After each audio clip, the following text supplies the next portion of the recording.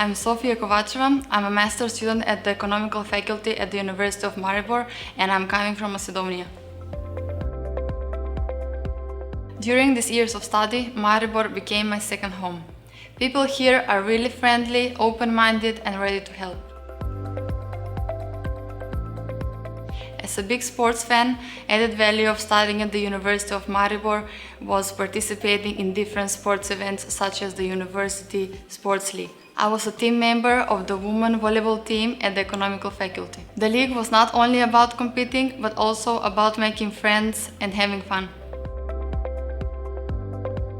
Maribor offers many opportunities to attend at different culture events. For me, special experience was listening to the opera at the Maribor City Park. I'm pretty sure that everyone in Maribor can find a culture event to remember.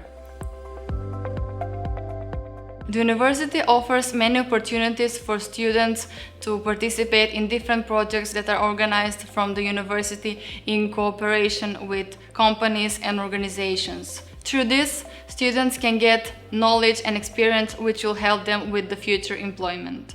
During my studies, I started working in a company in the field of finance and controlling, which was the first step to my employment.